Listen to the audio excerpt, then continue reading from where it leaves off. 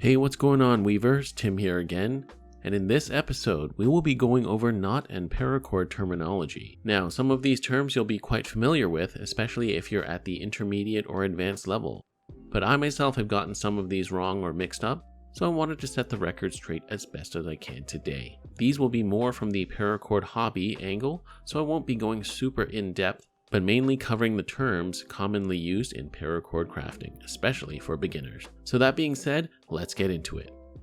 Starting off with some simple paracord terms, when working with some paracord or rope, the end you're manipulating is the running end or the working end. On the other side you have the standing end. That's the side of the paracord you're not manipulating. Working and running end can be used interchangeably, but I prefer running and standing as they seem a bit more opposite to each other. When you fold the cord into this shape, you formed a bite. Forming a bite downwards like so is a dropped bite.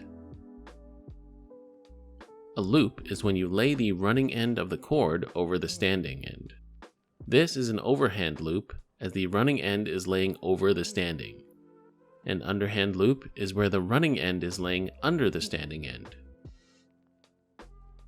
Now, looking at this simple paracord bracelet, we're going to tie a single cobra knot, or also known as a Solomon knot.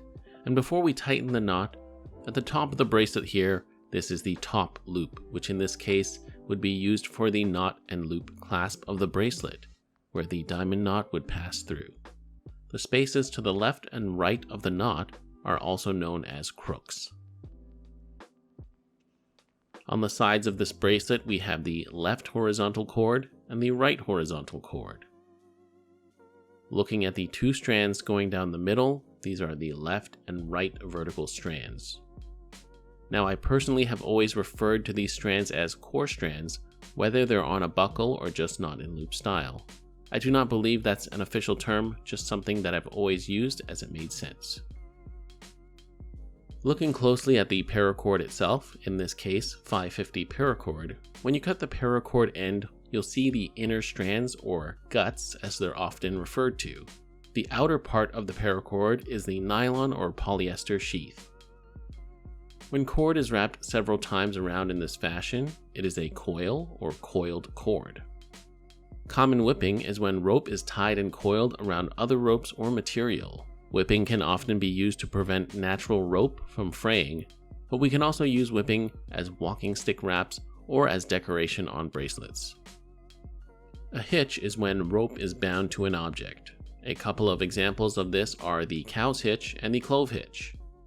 In paracord crafting, the cow's hitch is often used to set up bracelet cores or to attach paracord to a split ring for paracord keychains. When you have an amount of paracord that has been coiled or wrapped into a single unit like this, it's known as a hank. And now just a few terms about the tools that are often used for paracord crafting. Here we have a jig. These come in different materials, sizes, and builds. Jigs are a tool that hold your bracelet core setup so that you can work on the bracelet freely with both hands.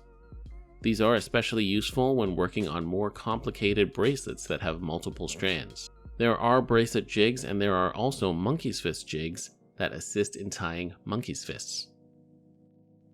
A marlin spike is a pointed metal tool that was originally used by sailors to separate strands of rope or wire, especially when splicing. In terms of paracord crafting, the marlin spike is used to loosen knots or tighten knots, as well as splicing braids. Now, I've often referred to this as a knotter's tool, but that was simply because of the product name given to it by manufacturers such as Jig Pro Shop. A fid is the more traditional version of the marlin spike and is usually made of wood or bone. And last but not least, these are lacing needles. Now, I've mistakenly referred to these as fids before, and as a result, I'm sure many have been referring to that incorrect term as well. Lacing needles usually have a threaded end on one side for you to screw it onto the end of your paracord. They come in different sizes and shapes and are used to make braided knots, do edge lacing, or to do center braiding. So there we have it, some basic knot terminology, and I hope that makes things clearer. As I said, I myself have gotten some of these mixed up or wrong before, and I still consider myself a student after all these years. I truly hope to never stop learning, as I hope you will all never stop either. So that being said, a huge thank you to all my Patreon supporters who make videos like this possible. And for those of you that aren't aware, I do run a Patreon page to help support this channel. For the low price of $3 per month, you can get access to exclusive videos as well as our Patreon-only Discord server. You can also support the channel by liking the video, commenting, and subscribing. If you enjoyed the content in this video, please check out what I have to offer on the rest of my channel.